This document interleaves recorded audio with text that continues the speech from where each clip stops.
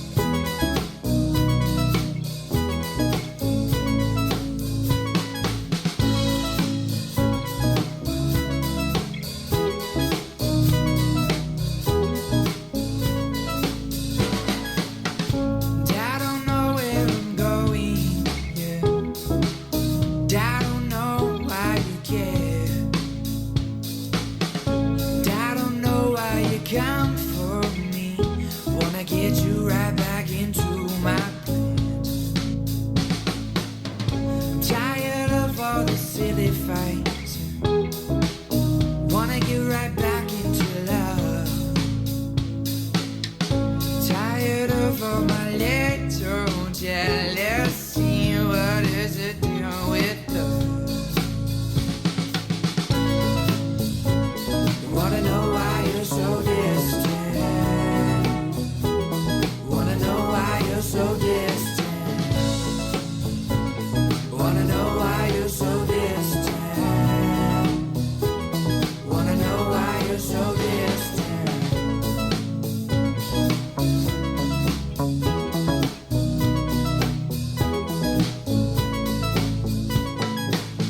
The night you told me that it's okay, not to be okay, my love. I should have gone and made my break right then and now with you. Wanna know why you're so distant. Wanna know why you're so distant. I wanna know, wanna know, wanna know, wanna know. Wanna know why you're so distant.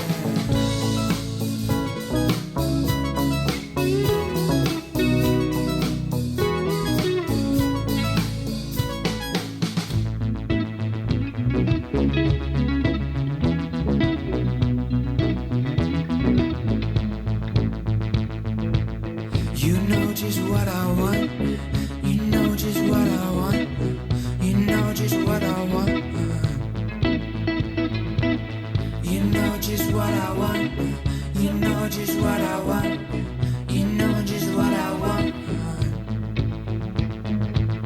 You know just what I want. You know just what I want. You know just what I want. 'Cause you know what I want. Wanna know why you're so distant. Wanna know why you're so distant. Wanna know why you're so distant.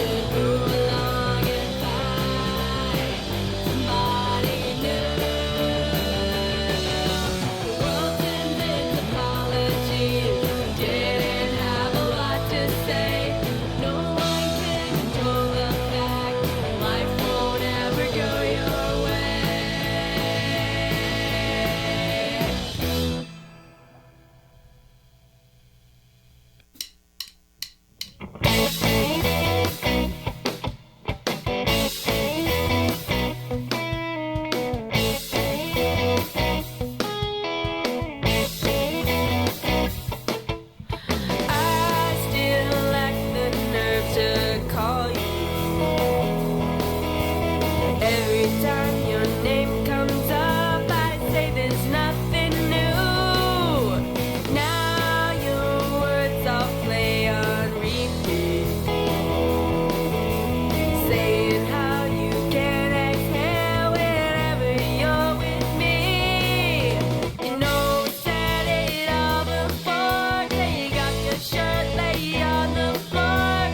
Both of us felt something more, but you got scared and I got bored. I don't know when I should go, I don't know when to fold. I could still be waiting when there's nothing left to hold. Talk to me before you leave and forget to say goodbye. I'm not one to cause a scene, but this one caught my eye.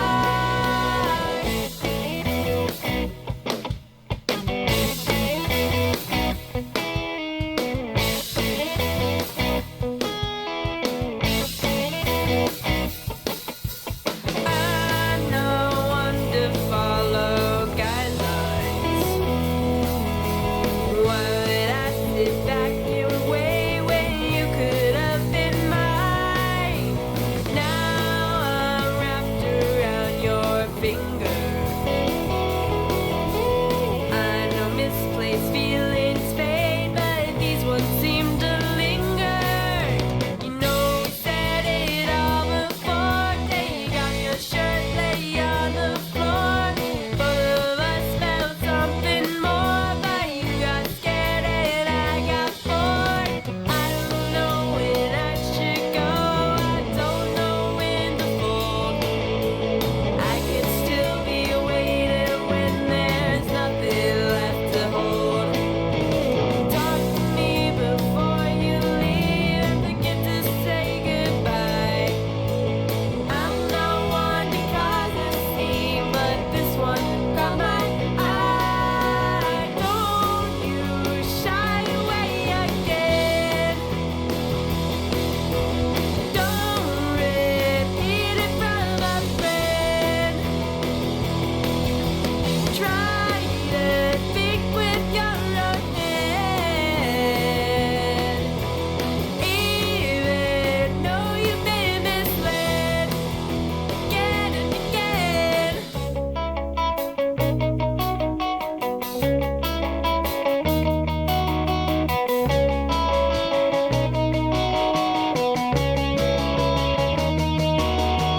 I don't know when I should go, I don't know when to fold. I can still be waiting when there's nothing left to hold. Talk to me before you leave and forget to say goodbye. I'm not one to cause a scene, but this one caught my eye.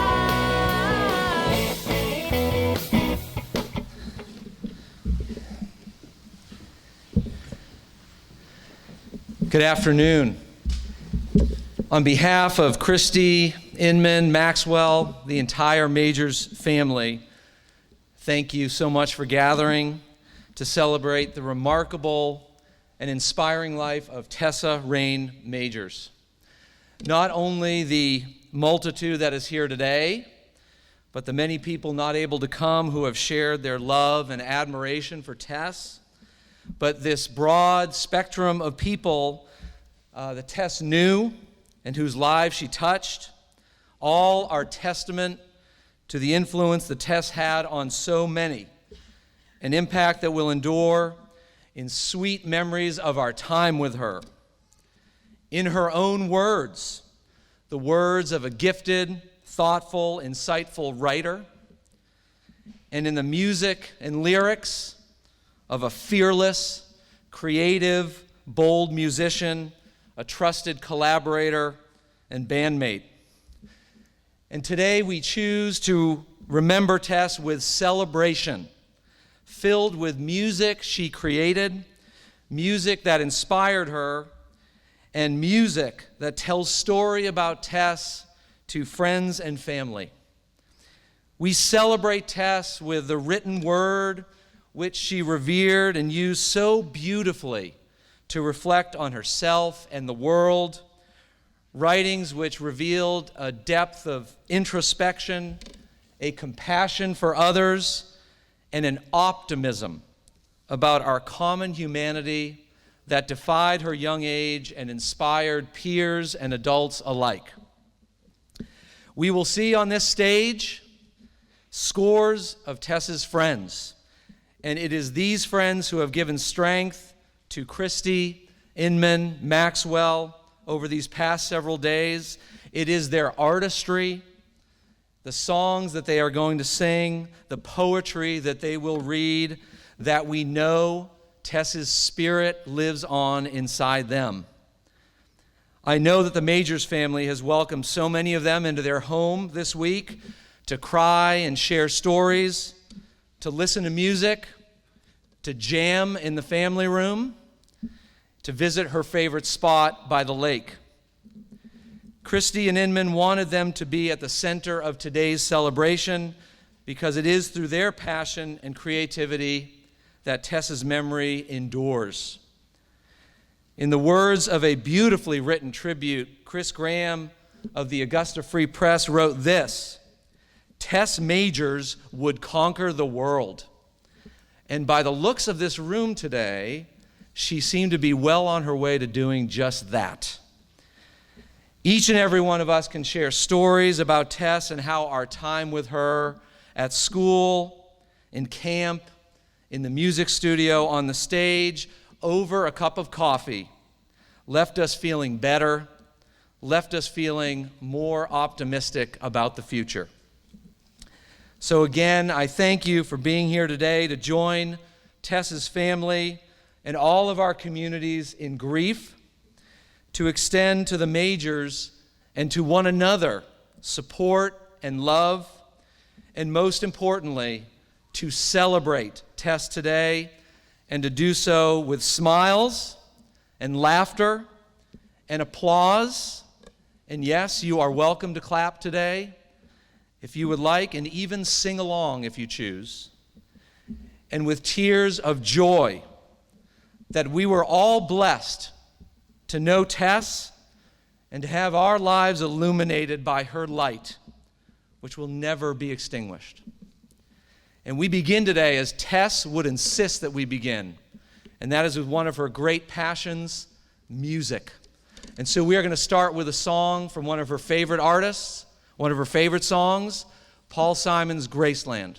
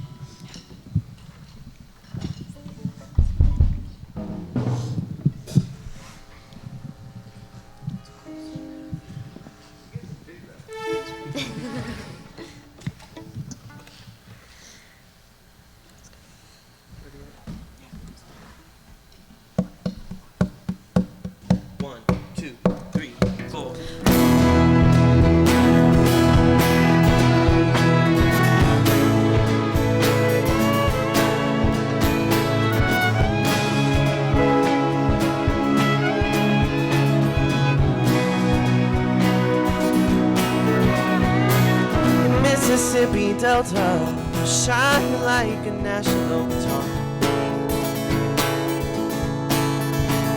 And I am following the river, down the highway, through the cradle of the Civil War.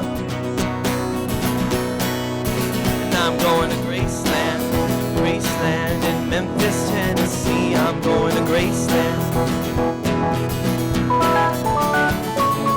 Poor boys and pilgrims with families, and we are going to Graceland.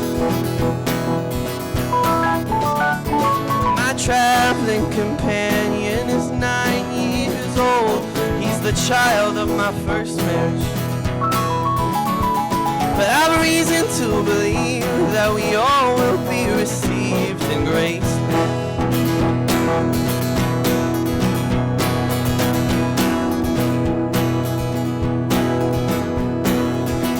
She comes back to tell me she's gone, as if I didn't know that, as if I didn't know my own bed, as if I never noticed the way she brushed her hair from her forehead. She said, losing love is like a window in your Everybody sees you're blown apart. Everybody can feel the wind blow. And I'm going to Graceland, Graceland, Memphis, Tennessee. I'm going to Graceland. Poor boys and pilgrims with families, and we are going to Graceland. My traveling companions are ghosts and empty sockets. I'm looking at ghosts and empty. And I've a reason to believe that we all will be received in Graceland.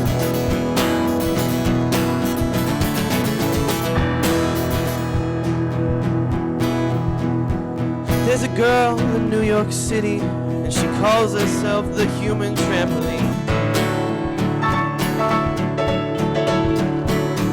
And sometimes when I'm falling, flying, or tumbling in turmoil, I say, whoa, so this is what she means. She means we're bouncing into Graceland. And I see losing love is like a window in your and everybody sees you're blown apart. Everybody can feel the wind blow. Whoa, Graceland, Graceland, Graceland. For reasons I cannot explain, there's some part of me that wants to see Graceland. Obliged to defend every love, every ending, or maybe there's no obligations now. And I've reason to believe that we all will be received in Graceland.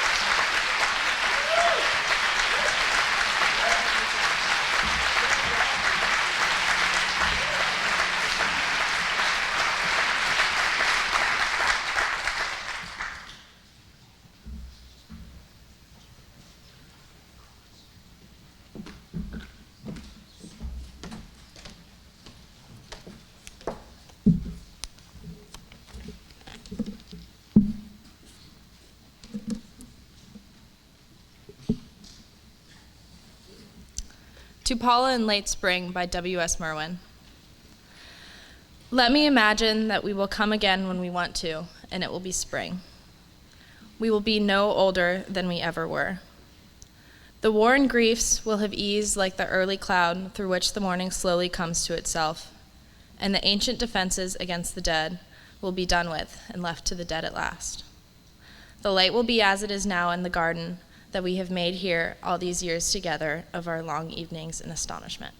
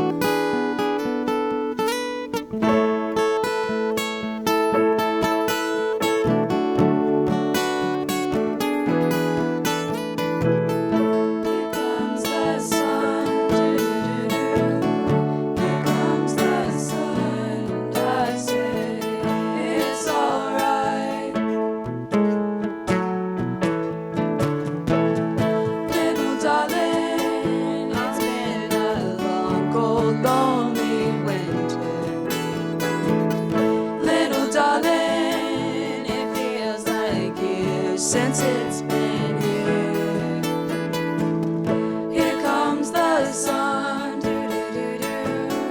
here comes the sun, I say it's alright.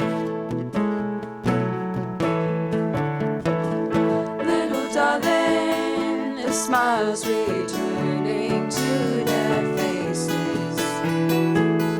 Little darling, since it's been here, here comes the sun, here comes the sun, it's alright.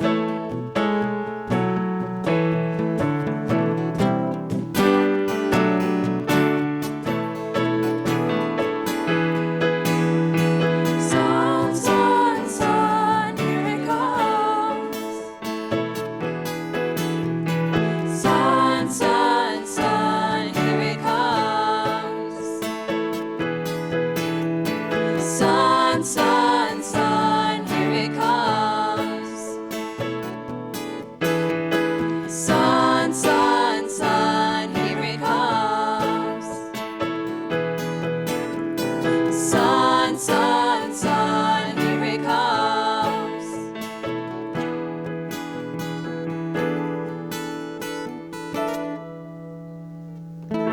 Little darling, I feel that ice is slowly melting. Little darling, it seems like years since it's been here. Here comes the sun, here comes the sun, I say it's alright. Here comes the sun, here comes the sun, it's alright, it's alright.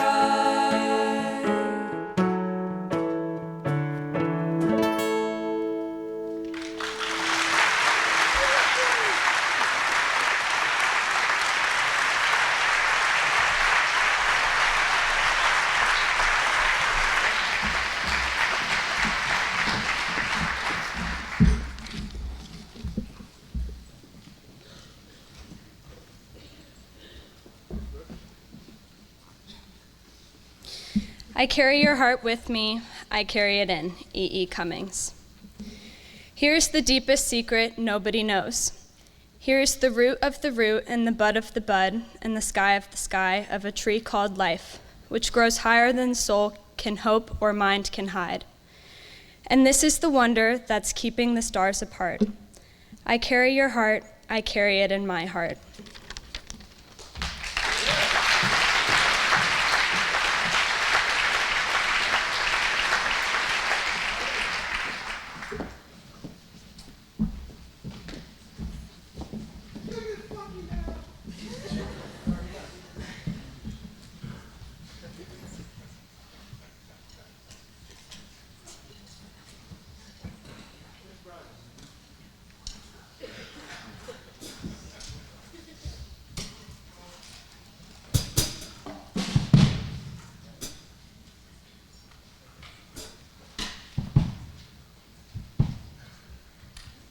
People.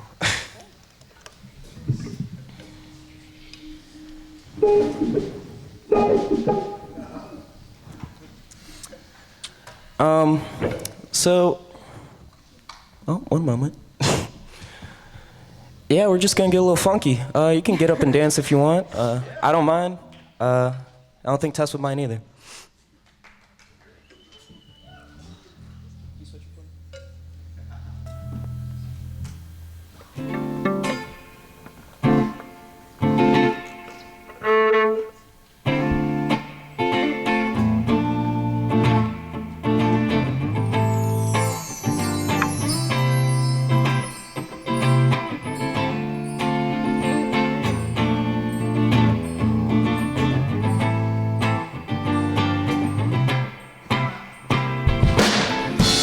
It's a family affair.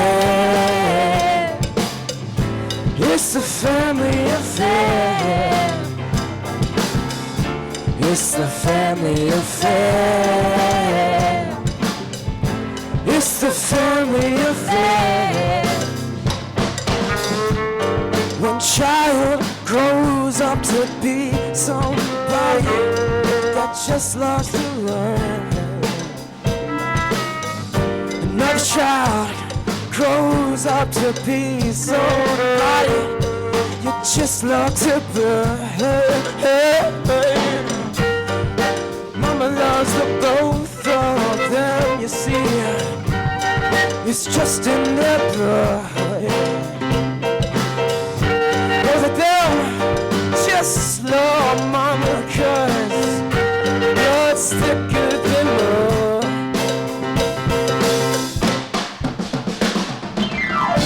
It's a family affair. It's a family affair. It's a family affair.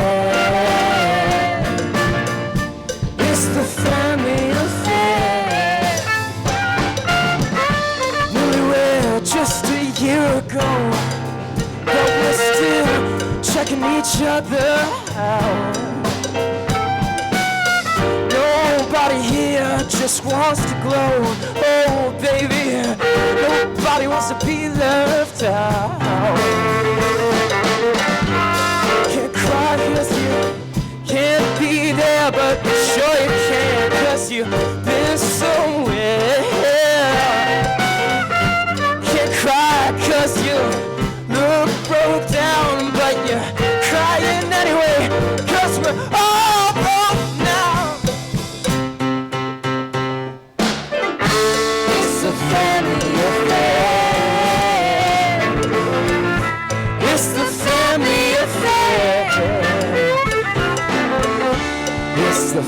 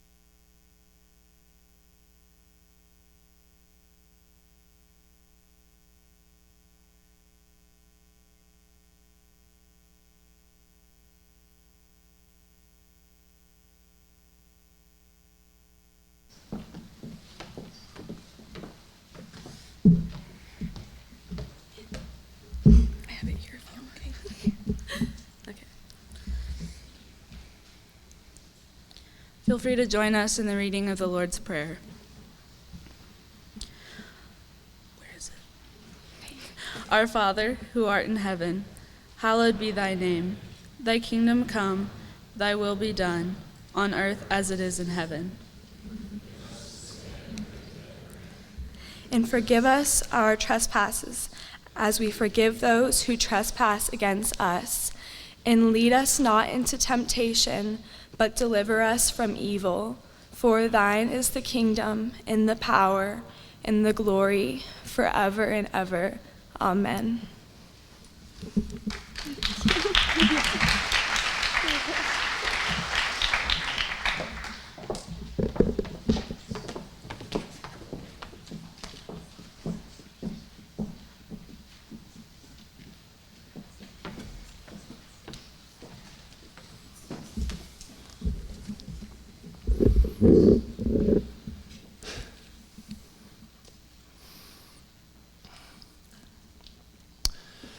Christy, Inman, and Maxwell, I am beyond honored and deeply humbled that you have asked me to speak about Tess this afternoon. We at St. Anne's Belfield are only a small part of Tess's world, evidenced by our gathering today. And though I only knew Tess through my own window, I have tried my best to listen well and channel the many voices that accompanied her in life. The time that I have spent this week listening to family, friends, and teachers talk about Tess, and the opportunity to reflect on her life in words has been a true gift. I think that Tess would like so much that she has connected us all. So I thank you. This is for you, Tessa Rain.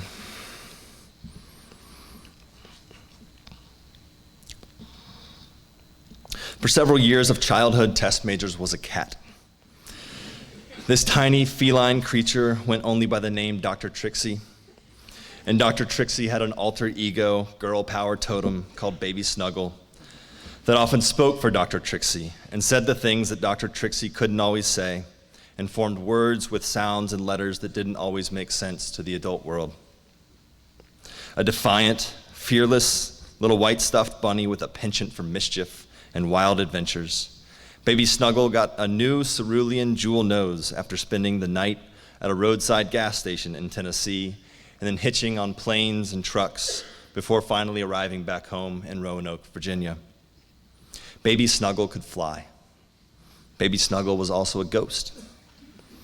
Once Baby Snuggle got to witness a long, cold, snowy winter in the crook of a tree branch with the birds and the bugs and all the other critters. They got to see the leaves change and fall, the birds fly away, the winds whip up, and the days get shorter, until slowly, one day, the darkness abated, the winds calmed, the trees and flowers blossomed, and the birds returned again to sing. I think the first moment when it all clicked for me, when I finally got Tess Majors, if that's a thing, was at the show at the Southern last May when Patient Zero opened for Rat Boys. As one of the more occasionally uptight teachers at St. Anne's Belfield, you can imagine my comfort level when my teacup-sized student mounted the stage in that intimate space in downtown Charlottesville, fiercely wielding her mighty bass, wearing cowboy boots, a short denim skirt, and a decidedly not school uniform-approved top. But it was also that night that I first got to meet Inman and Christy. After the show, as I watched Tess and her parents hug and laugh and make snide comments together, it hit me that I had never before met anyone who was a more complete and perfect embodiment of the people who brought them into this world. Put the fullness of Inman and Christy together and you get a Tess. Tess was Tess because Christy and Inman allowed Tess to be Tess, whatever that looked like. How blessed and grateful we are that you did. Tess spent the summers of her youth at nature camp, where she formed lasting friendships over the complex inner workings of ecosystems, pointy leaves, and bugs on sticks. With her friends, she liked to collect salamanders in jars from a stream in her neighborhood and bring them home. Sometimes at night, she would sit alone on a concrete bench by the lake near her house and look up at the stars. the best big sister a boy could ask for. As a child, she took Maxwell on walks to get ice cream. Tess once fake strummed an unplugged, broken bass guitar through an entire chapel service song. She liked to run, even if she wasn't very fast. She loved Paul Simon, Patti Smith, Courtney Barnett, D'Angelo, and some weird metal. Faulkner, Ginsberg and Vonnegut, T.S. Eliot, and Rita Dove. She once read Crime and Punishment for fun, because, well, why not? She was as punk as it gets. You see, Tess contained multitudes. To quote Thoreau, her time was measured by her light. Glistening beams radiated out from this little sun at the center of a quirky and sparkling universe. She held together an ever-expanding archipelago of misfit toys and made everyone feel like they belonged. Her confidence allowed her to knit a world together within this school and outside of it. She tethered communities who didn't speak to one another because she thought we were all worth knowing and that we should all be friends. Tess loved to meet her friends' friends and forced new friends to meet old friends and forced shy, reluctant future friends to talk to one another. She invented secret handshakes with recent strangers on Manhattan rooftops to ensure that new bonds stuck. But her best friend of all was her little brother Maxwell, who, she often gushed, was the coolest guy she knew. She folded Maxwell in with the big kids and made sure that they would always take care of him. From her littlest years in Montessori school in Stanton, she knew who needed to be protected, who needed to be brought home, as she gathered a passel of sweethearts and weirdos and the odd kids and built a family that continues to grow. As one of her dear friends said, Tess made it okay to be weird, to be real. Her favorite thing about you was the weirdest thing about you. She found beauty in the strange. Said another friend, Tess was never uncomfortable with anyone because she was so comfortable with herself. Tess allowed us to be ourselves, to become ourselves. She invited people to become who they wanted to be and imparted the courage to take risks. Although we all knew Tess herself could be a little scary at times, especially before you got to know her, she inspired her friends never to be afraid. For a community that stretched from Winchester, Tennessee to New York City, from Richmond to Waynesboro, from Montessori to St. Anne's Belfield to Tandem, from the MRC to Nelson County, Tess was our heart, our anchor, and our common home. I will always remember when in the middle of one of her shows, amid playful banter with bandmates and the occasional chiding of the sound guys, she offered a pointed reminder to the crowd that we were at a punk show. We should be jumping up and down and slamming into one another more. I think she just hated the distance between us. So what now? Tess's memory will linger in the material traces of her life, in the books she gifted that now bind a vast network, and the silly personal notes she inscribed in each, the clothes she passed down and the bathrobes she shared, the pictures that now flash across our minds like a dizzying Mr. Taylor Prezi show, the poems and essays she wrote, the music that now fills the silence left by the absence of her sweet voice. But more than this material catalog, what remains is also a language etched on our hearts and minds that will forever keep us in this thing together. It is a special Tess language that is alive in those words and songs, but also in colors, expressions, and gestures that we remember, each weighted with specific meaning. As our wounds heal over, our scars will endure as another form of language memorial. When we feel the void in our hearts and the weight on our souls, when we talk about her death and her life, I think mostly what we will talk about is how fiercely Tess loved. We can get a little soft around here sometimes, but Tess's love was rarely gentle and cuddly. Often it came with an edge, a life-saving, life-affirming love, the sort of love that can rouse us out of a slumber and jolt us awake with a shock. Indeed, Tess flitted about our hallways like a dragonfly with the force of a charging bull. She burst into classrooms and before class had even begun, would demand to unpack a scene in a novel or a line in a poem. because like few others, she grasped the urgency of what was at stake, that we thought as carefully, critically, and rigorously as Tess did was morally significant, because Tess believed that the words and ideas we deploy, tolerate, and admit into our common lexicon as individuals and a culture reflect who we are and who we aspire to be. The right ideas call us to account for the bad ideas we enable and allow to flourish. Tess could be deeply empathetic toward those with whom she disagreed. If she respected the rigor by which someone came by their ideas, she made them feel affirmed and walked alongside them in learning. But she wouldn't stand for lazy analysis or pallid ideas. She could devastate with a well-placed roast when she felt anyone, friend or foe, was insipid or wrong. Happily, even graciously, she would hear them out and let them have their say, and then level with a meticulous smackdown. Her solution to stupidity, foolishness, and boorishness was to teach and instruct, sometimes bluntly, aspiring, in the words of a friend, for people to get less stupid. Each of us has felt that sting of her disappointment. We could disappoint her, I think, because she saw that we always fell just short of what we might have been. We might have been a little weirder, a little edgier, but mostly we might have loved one another a little more. We might have embraced one another's differences and eccentricities and insecurities a little more. We might simply have been more ourselves. Today, Tess is alive, and those people and places that she dragged up so many hills to become more approximate versions of who and what she thought they ought to be. Tess taught us that irreverence was not the opposite of respect, nor criticism the opposite of affection. That if we listened carefully, her prophetic voice was an invitation to reimagine. Tess could be frustrated by the careless and unthinking ways we simply go about doing the things we've always done. Sometimes like a fire bell, sometimes like a warm sunrise. Tess's presence in the spaces we inhabit called us to awaken from our complacent slumbers and ask if this is really how we should be thinking and working and living in community. Like the souls muddling along in the limbo of Dante's Inferno, we are trapped by our tired, anemic virtue, condemned to a world of mediocre longings. We are lost, says Dante's Virgil, and suffer only this. Hopeless, we live forever in desire.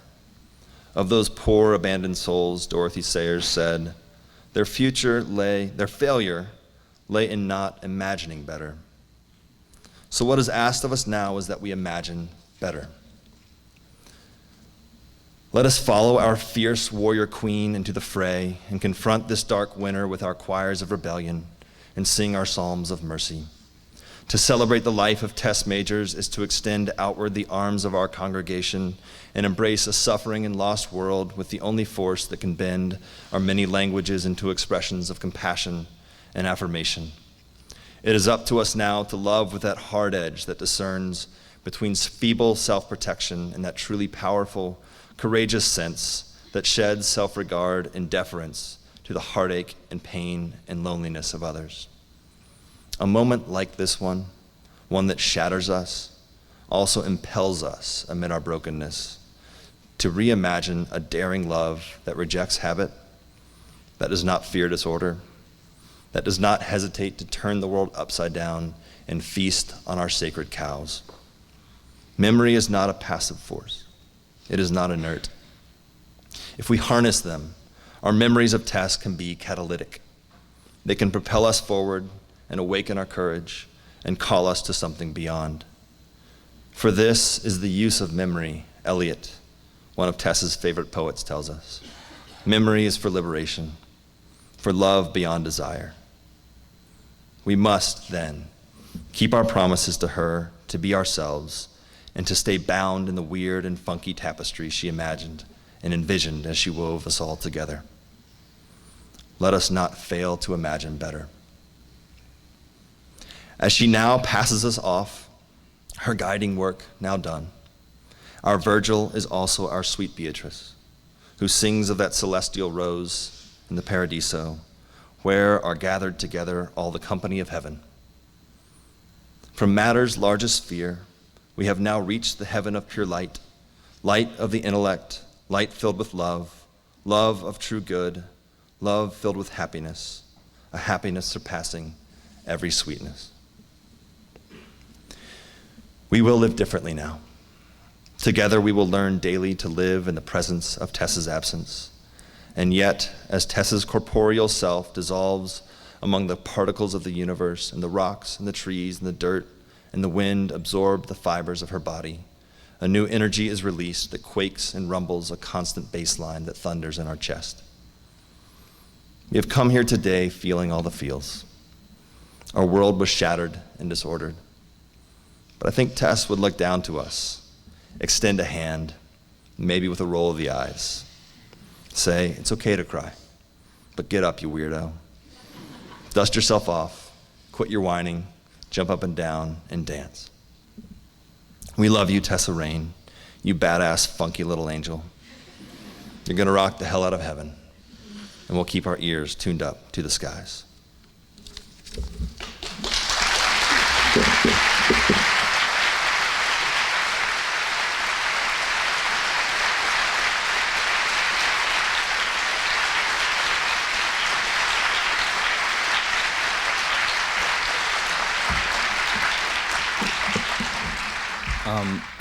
I will now read A Blessing by James Wright.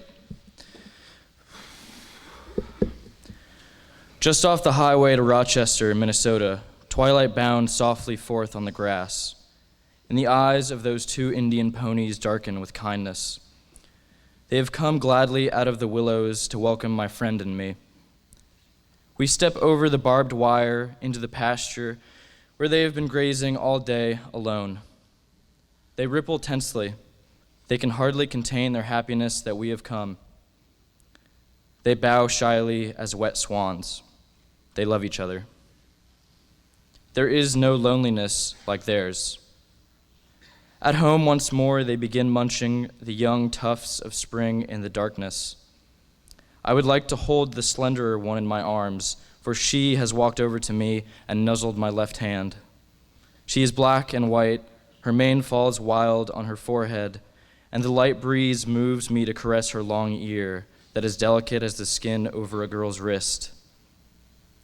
Suddenly I realize that if I stepped out of my body, I would break into blossom.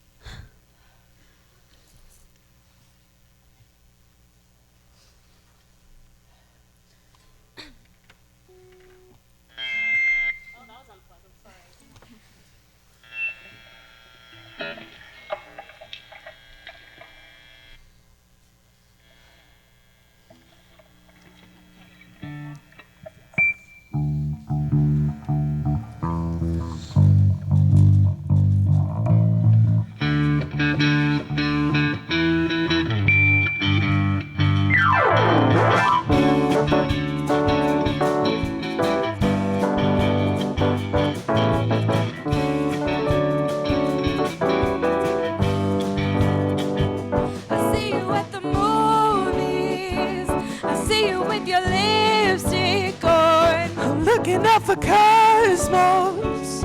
I'm hoping that we get along. It's time for an ovation. It's time for us to make a change. It's time for a Chinese New Year. It's time for me to make a way. And I can't wait to get far from here. No, I can't wait to get out of here. No, I can't wait to get out of here. I see you at the movies, I see you with your lipstick on. I'm looking out for cosmos, I'm hoping that we get along. It's time for an ovation. It's time for us to make a change. It's time for a Chinese New Year. It's time for me to make a way.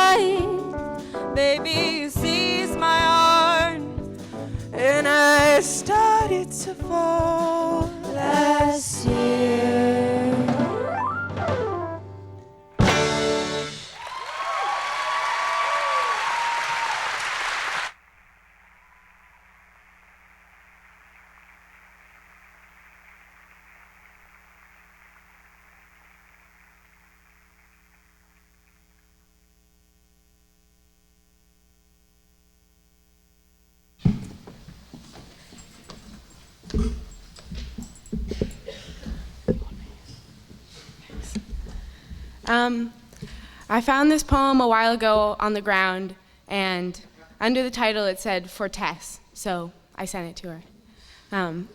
Hummingbird, for Tess. Suppose I say summer, write the word hummingbird, put it in an envelope, take it down the hill to the box. When you open my letter, you will recall those days and just how much I love you.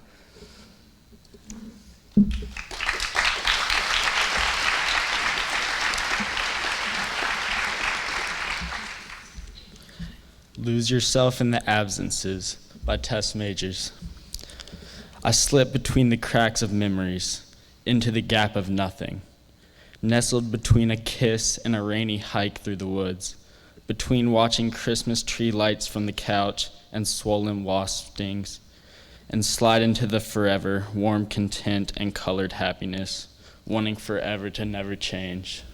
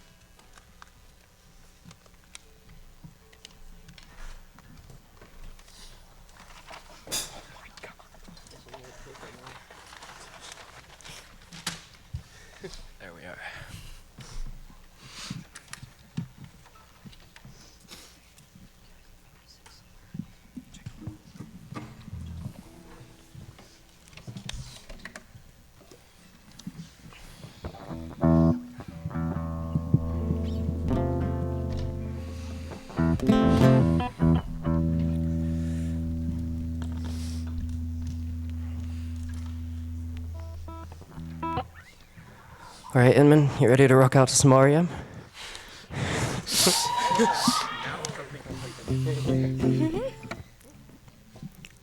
You ready, Gabby? 1, 2, 1, 2, 3.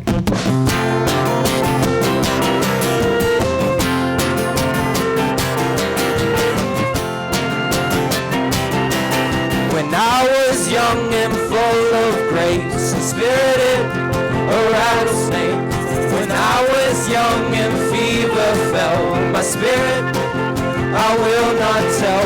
You're on your honor not to tell. I'll be leaving coyotes and time as an abstract.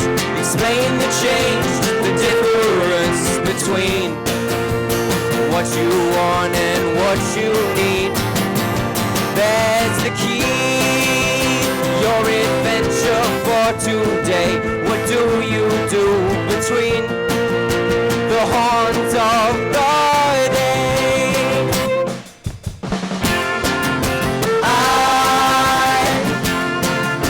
I believe my shirt is wearing thin and change.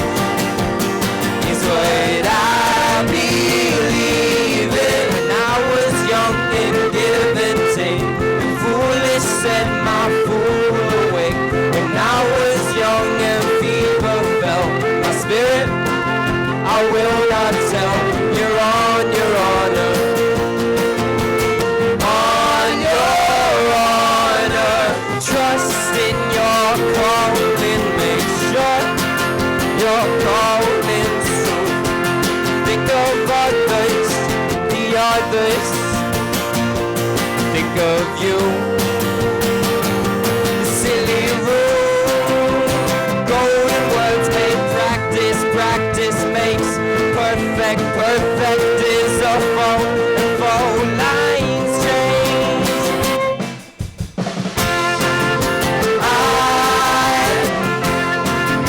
I believe my humor's wearing thin and change. It's what I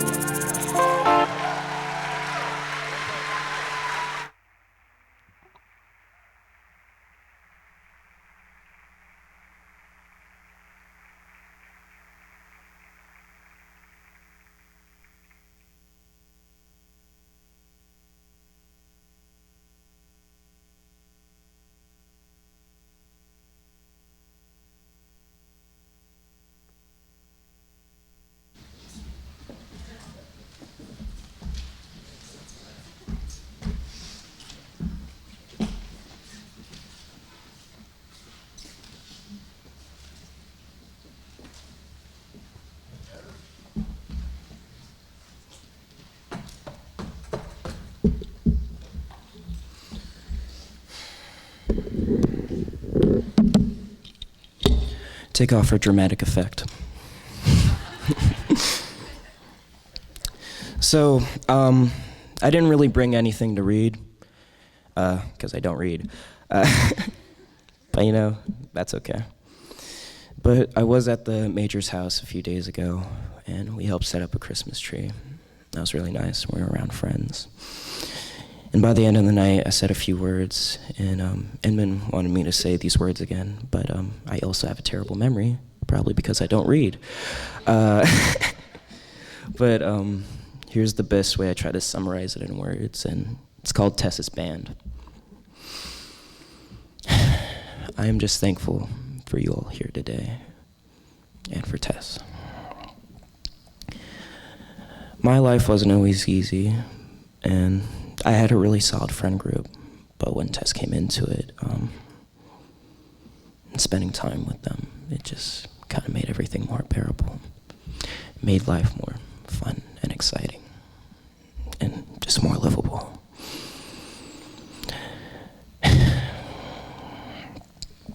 And with my good friend group, it was already nice enough, but Tess knew just how to make it fuller, and she just introduced me to all these beautiful, young, talented people here today, and I couldn't be more grateful.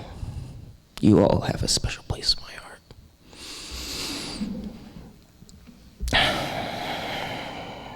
And you all too, of course. What I'm trying to get at is, essentially, Tess just had a really big band, and I was a part of it, and you all are too. So just thank you for being a part of Tess's band.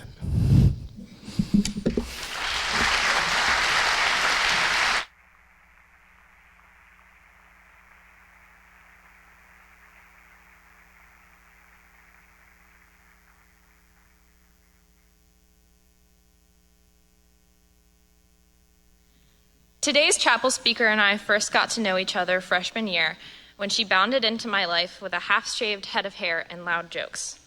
I immediately found her very annoying. I recently discovered that she thought that I was incredibly annoying also. I guess it's a good thing that times have changed since we were freshmen, because it has been one of my most fortunate experiences in high school to count her as my friend and confidant. In the classroom, today's chapel speaker is a rigorous thinker whose boundless curiosity and trenchant questions amplify our conversations while fostering respectful dialogue. She's one of the few students capable of speaking intelligently about 19th century Marxism while not so discreetly crushing a game of 2048 or Tetris. Whether we're raiding her fridge at 2 a.m. and crying laughing about snapping turtles, taking nature walks, or listening to music, every moment I get to spend with her is an adventure. She can talk to almost anyone about almost anything. She's a cat lover, a riot girl, a poet, a musician, and someone who loves to pick bugs up on sticks and look at them really closely. Fiercely independent, yet committed to our common humanity, today's chapel speaker is a dedicated vegetarian who has no problem chopping up our sacred cows and serving them up with a side of snark, all with an eye toward extending the sphere of love and justice. As a teacher, I am grateful for how she gently yet urgently she presses each of us to become more thoughtful about the future we are creating for ourselves and our community. I myself am lucky to count today's speaker as a friend because of her loyalty and her ability to empathize. She has taught me the importance of truly looking out for the people you care about and letting them know you value them. She may never fail to tell me when I'm wrong, but she will also literally pick me up off the ground if I'm having a rough day. She is shrewd yet creative. She always has the gumption to stand up for what she believes in. She is a wonderful support system for her friends and loved ones. And while college may take us down separate paths, I know that I'm a better person for being her friend. It is our pleasure to introduce today's chapel speaker, Tessa Rain Majors.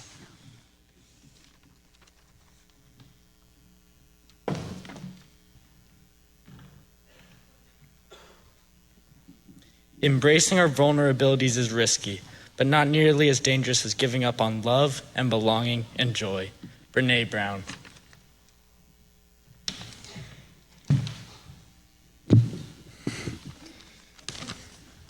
There's always someone around you who will call you, who will call It's Nothing at All, the Velvet Underground.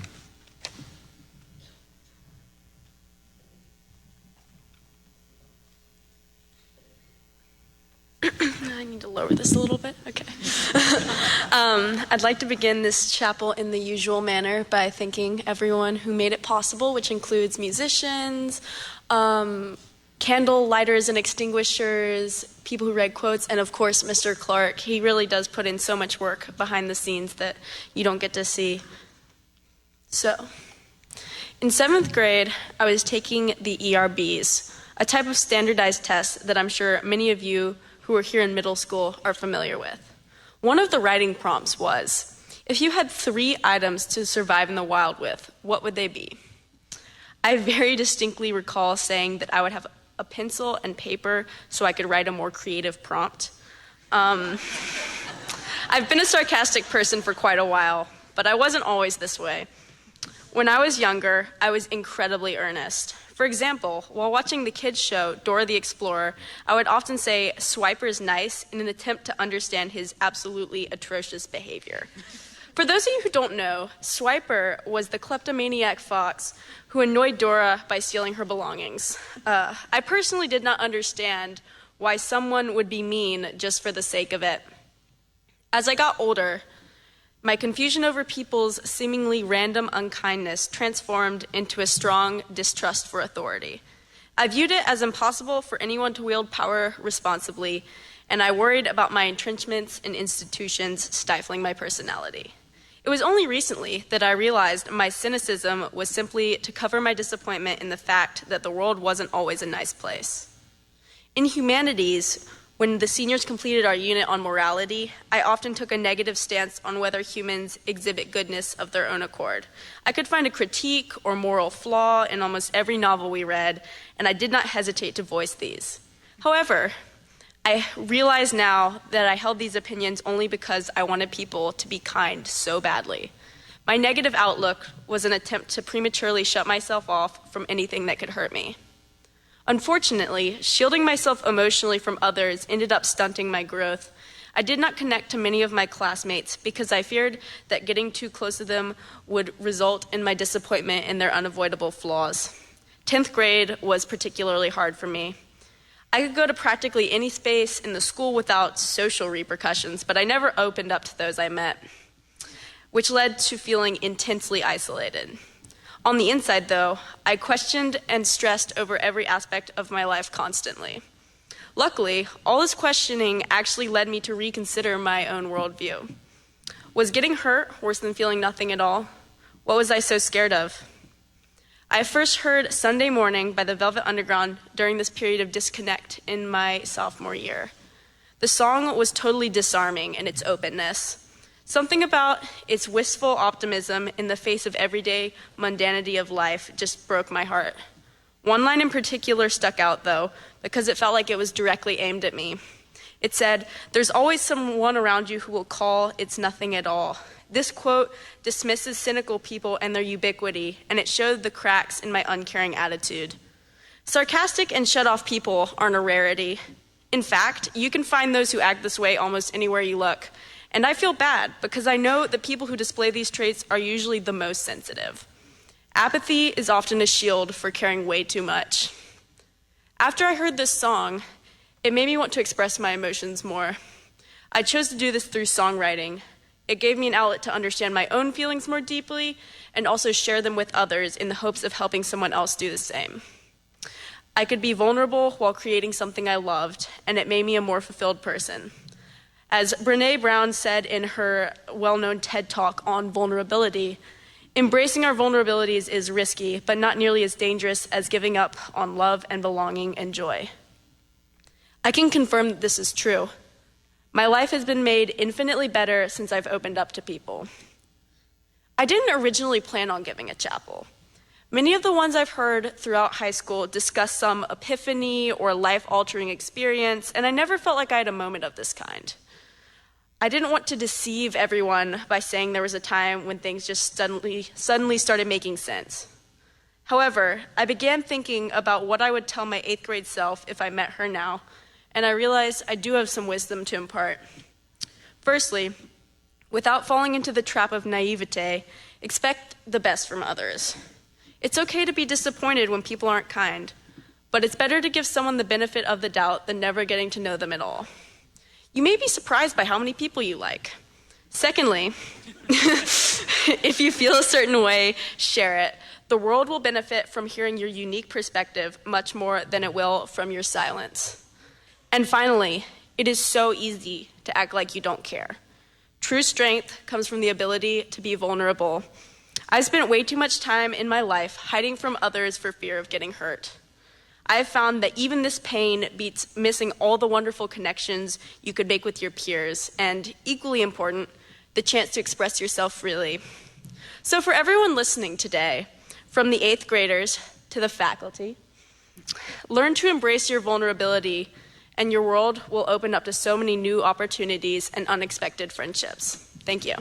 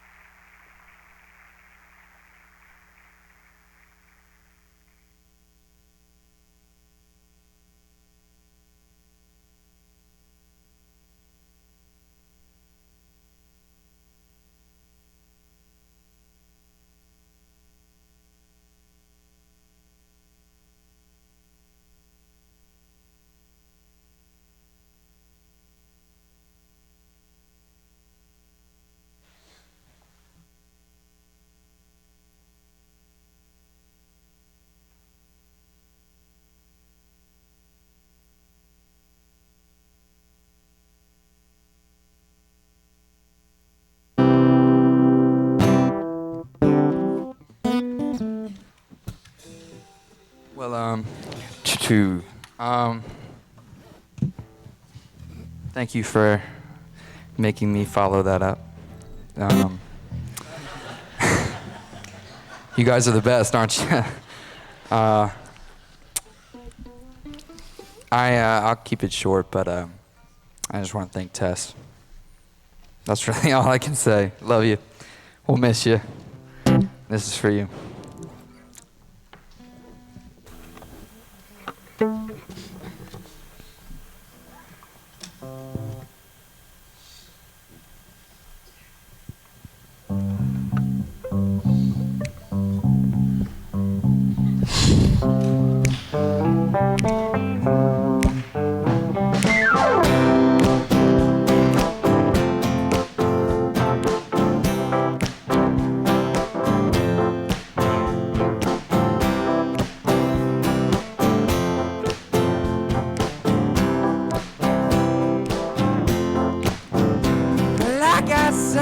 Sunshine on a cloudy day when it's cold outside. I got the month of May. I guess you say what can make me feel this way, my girl. Talking about my girl. Talking about my girl. I've got so much honey, the bees and the bees. I've got a sweeter song than the birds in the trees. Well, I guess you say what can make me feel this way, my girl. Talking about my girl, my girl.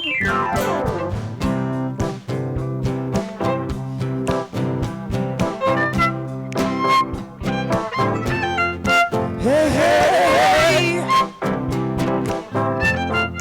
hey,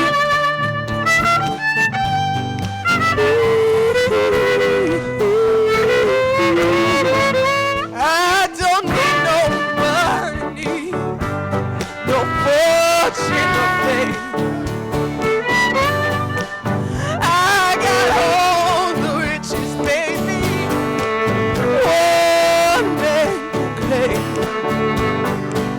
Well, I guess you'd say what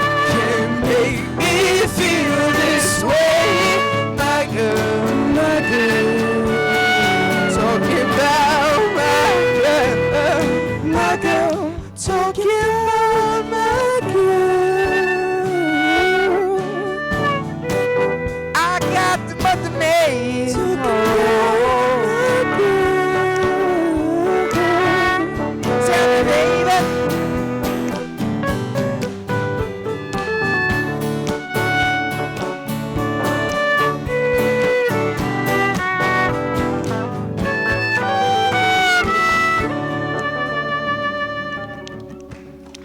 Thank you.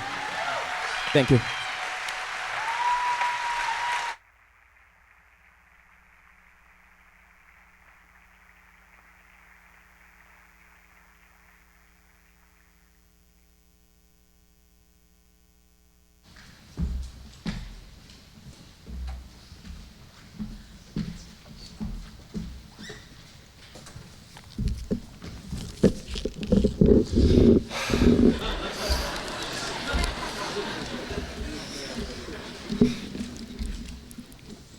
I'm going to read a part of a piece by Bennett Foddy called Getting Over It. Have you thought about who you are in all this?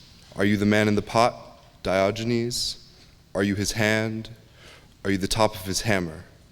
I think not. Where your hand moves, the hammer may not follow, nor the man's hand. In this, you are his will, his intent, the embodied resolve in his uphill ascent. The first time you got here, you thought you were safe, a base camp for reaching the summit. That's how it seemed on its face the first time, but your face can fall fast when you plummet. Now you've conquered the ice cliff, the platforms, the church and the rectory, the living room and the factory, the playground and the construction site, the granite rocks and the lakeside. You've learned to hike. There's no way left to go but up, and in a moment, I'll shut up, but let me say, I'm glad you came. I dedicate this game to you, the one who came this far. I give it to you with all my love.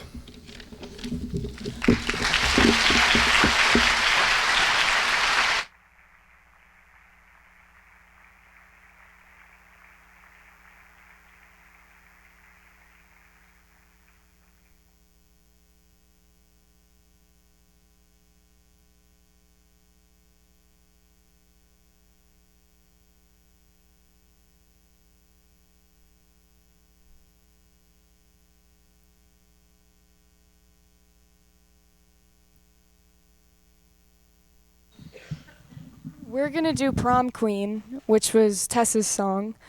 And before we do it, I just wanted to share the story of the first time I met her. We were 5, and I'm sure most of you, or a few of you have heard this story, but we were in the bathroom in a church, and we were both peeing, and my mom told me to hurry up, and she said, "Hurry up, Tess," and then Tess looked under the stall right next to mine and said, "You're a Tess? I'm a Tess too." And from then on, we were pretty much inseparable.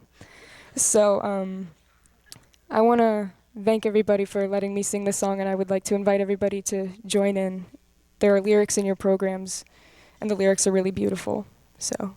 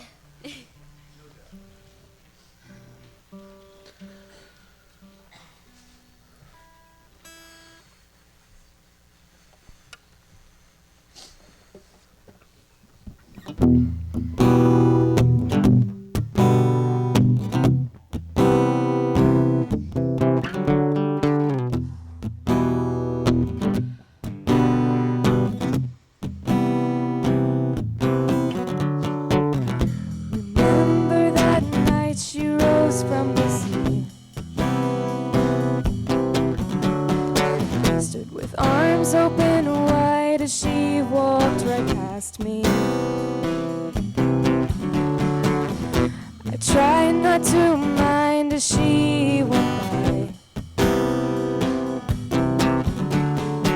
The freckles on her face, the stars in the sky.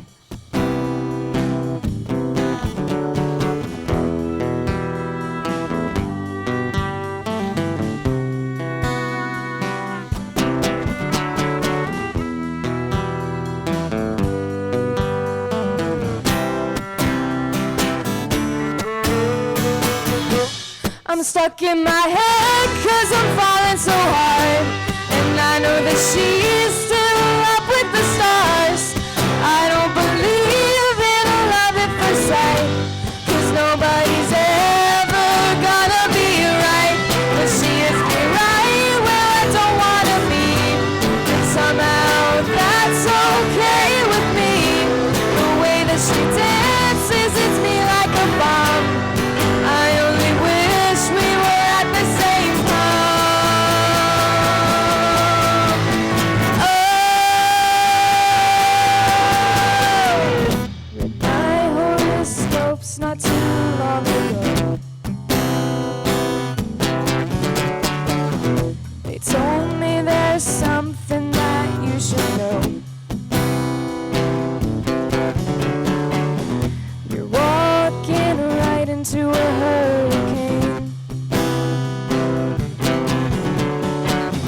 but luckily I don't mind the rain.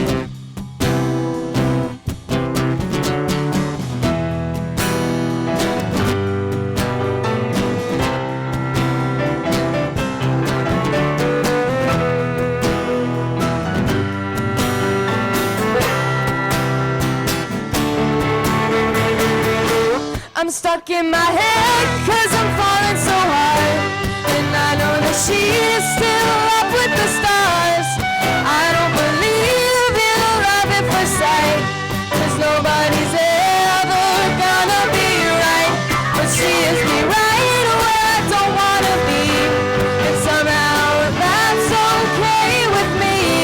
The way that she dances hits me like a bomb. I only wish we were at the same prom. Oh,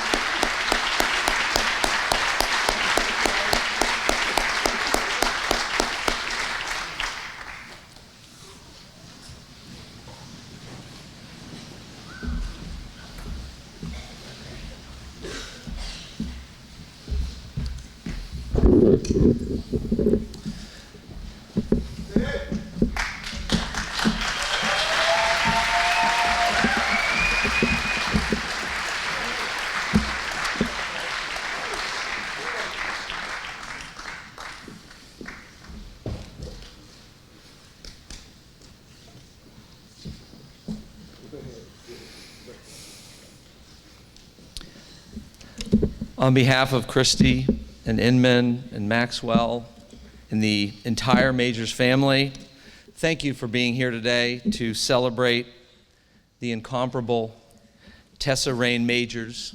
And thank you, as you all saw, to her friends who played so beautifully and passionately, read such amazing words up here. You could feel Tess in the room through them. And on behalf of everyone here today, thank you, Christy, Inman, Maxwell, your entire family, for inviting us to be here with you, for modeling such strength in this time of unimaginable grief, and for giving us license to celebrate Tess and to sing and dance and laugh and cry together. Thank you for that gift. It's been a gift for us to have known her and a gift for us to be part of your family today. We are going to enjoy together a little bit more music as the family exits, and they head off to have a reception together off campus. So if everyone could please remain seating, and thank you again for being here. We love you, Tess.